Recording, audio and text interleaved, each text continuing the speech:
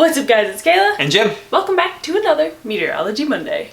And I think that might be the last video that starts off with this intro. That's right, or at least one of the last ones. Yeah. If it planned, comes out right. See if I can edit fast enough, Yeah, if the timing works out. So. Yeah, that might be the last time that you see our coffee intro. That intro's been with us for years. Quite a while. Yes, we got something new and exciting coming up for you, so stick around. Take a look at our later videos as we start putting them out. Yeah. What are we talking about today? Today we are focusing more on a more local or regionalized event called the Northwest Flow Snow Event. And that usually takes place over the southern Appalachians of the United States. In general, that event is where you have sufficient moisture, but also northwesterly winds on the windward side of the slopes, and as that air rises and condenses, it starts to form clouds and precipitation and precipitates out as snow, especially right around the ridge tops, maybe a little bit before and a little bit downwind depending on how strong the winds are. So we're going to get into that in just a little bit, but before we get started, make sure that you are subscribed down below so you never miss the next Meteorology Monday, and if you're liking the video, give it a thumbs up along the way. Also gonna throw in a disclaimer real quick. You may have noticed that we pronounce the word as Appalachian. This is due to the Appalachian Mountains going both into the northeast and the southeast. We're from the northeast, so we call it the Appalachians. I know down here it is the Appalachians, but it's always hard to remember to say it that way. So if it comes out as Appalachian, that is why for this video. No hate to all the southerners who pronounce it how it's supposed to be down here. Just saying that it's also correct up north to say Appalachian, you know? So before we dive in completely, does a Northwest Flow event happen throughout the year?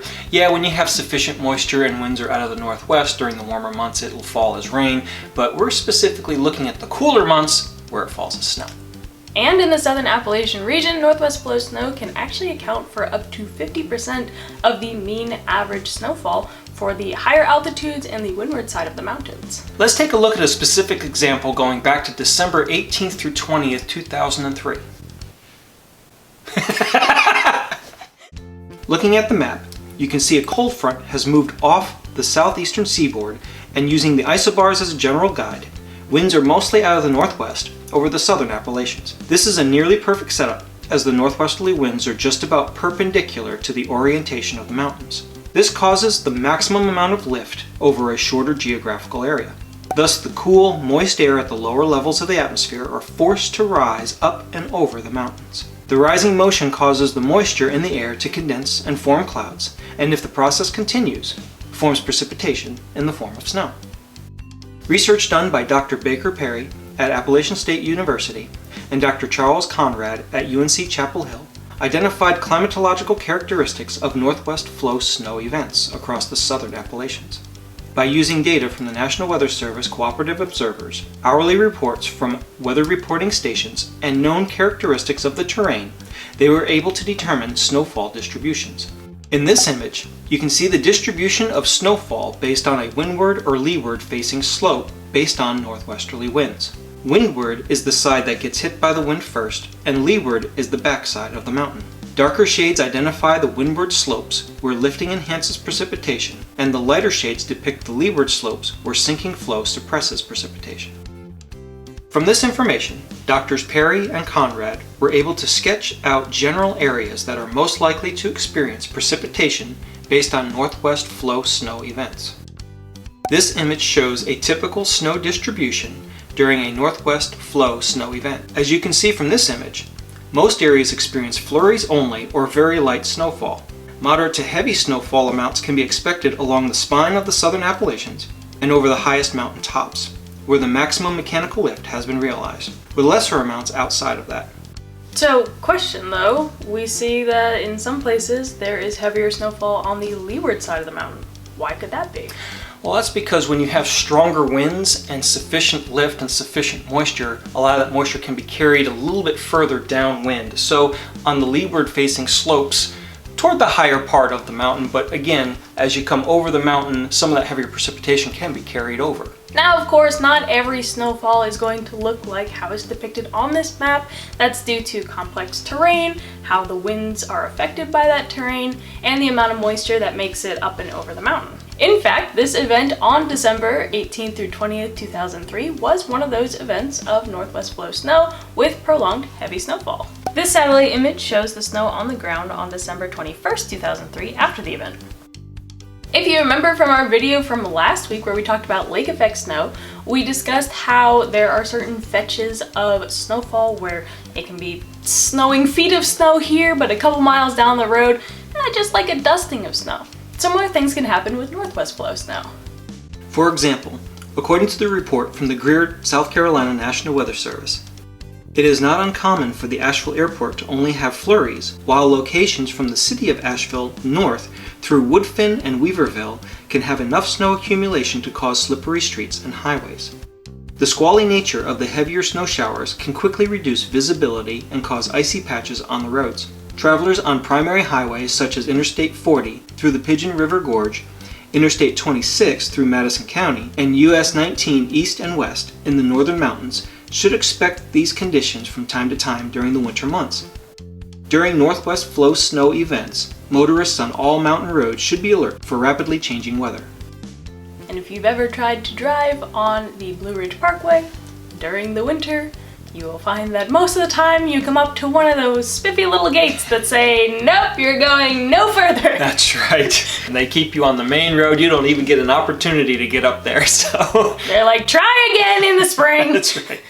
Although each region has different criteria for issuing watches and warnings, the National Weather Service Forecast Office in Greer, South Carolina, issues a winter storm watch for heavy snow within 48 hours of an event if conditions appear favorable for 3 inches to accumulate in a 12-hour period, or 4 inches to accumulate in a 24-hour period. A heavy snow warning means the event is imminent or it is occurring. A snow advisory is issued when accumulations of 1 inch or 2 are forecast, but not enough snow to meet the warning criterion is expected. An advisory can also be issued when only a dusting of snow on cold road surfaces might cause hazardous driving conditions, leading to numerous accidents.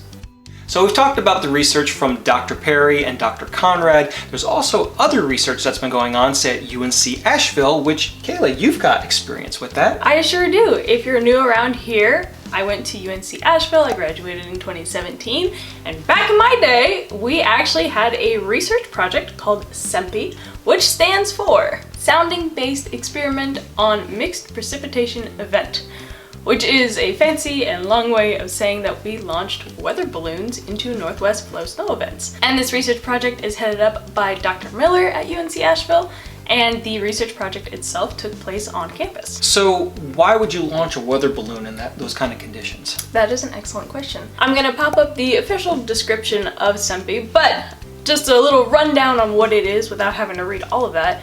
Basically, we would stay up for a 12 to 24 hour period during a northwest flow snow event, and we would launch these weather balloons during intensive observational periods, or IOPs, which means that every 3 hours a weather balloon goes up and we collect soundings, because attached to all those weather balloons are a little fancy box with thermometers, pressure gauges, all the things to measure the atmosphere. We would launch those up and we would go over to the computer and watch the soundings be created in real time. And the goal of the research project, at least while I was there, was to figure out if there was any minute mesoscale or small scale details from the winds coming over the mountain that made the weather in Asheville either worse or better than other areas. So by looking at these soundings over the entire observational period and putting them together and seeing all the differences, we'd be able to figure out those small scale mountain details in the southern Appalachians that would make it easier to forecast for the Asheville area. So in the 3 hour duration, so it takes you time you've got to inflate the balloon, because you can't keep the balloons inflated for a while. The balloons are very sensitive, so if they hit anything, they would pop. So you can't just have them all ready to go and launch them. So in the interim, while you're monitoring the data, you've got to inflate the next balloon, get it ready, tie off everything, get the instruments prepared, and tie them off, and then be ready to launch while you're monitoring. So there's a lot that goes on while experiencing all the elements Yes. at the same time. Yeah, so the reason that those balloon launches are like every 3 hours is not just because we're sampling the atmosphere for like specific times, but it's also because we're staying up all night. It takes about an hour to get the balloon ready. It takes about an hour afterwards to make sure that the data coming in is good, because you don't want, like, if the balloon goes up and then it pops immediately, then you gotta launch another one.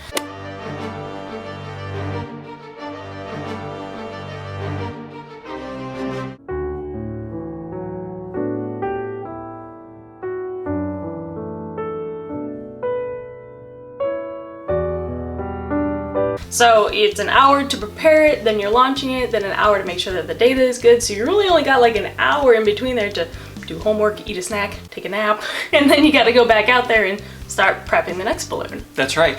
And you don't want to launch a second balloon while it's still trying to measure from the first, because the data would kind of get, not sure how exactly that would work. So you kind of want the first balloon to end its run before you start measuring for the second balloon, right? Yeah, and we had to talk to the Asheville airport as well to be like, hey, we're about to send up some weather balloons, so like, don't fly into the weather balloons. It's an FAA regulation, right? Exactly, so yeah. You notify the tower that you're doing this work. So there's a lot of coordinated effort that goes on to getting this information. So there you have northwest flow snow in the southern Appalachian Mountains. If you're somebody who went to school for meteorology in the southern Appalachian Mountains, let me know if you have done a research project having to do with northwest flow snow, or if you have experienced it yourself. Or if you live in the area or have someone that does live in the area and they've experienced these events, we'd love to hear those experiences too. All the links that we used, including papers and all of the UNC Asheville things, will be linked down in the description box if you want to check that out for yourself. Also down there, you will find the link to our School of Weather. If you're interested in learning about the beginning parts of meteorology and the things that you would learn in a college level intro class, go check those out. Follow us over on our weather adventures, Facebook and Instagram popping up here, as well as making sure, again, that you're subscribed so you never miss another Meteorology Monday. Until next time, I'm Kayla. And I'm Jim. Thanks for watching. And we'll see you at the next Meteorology Monday.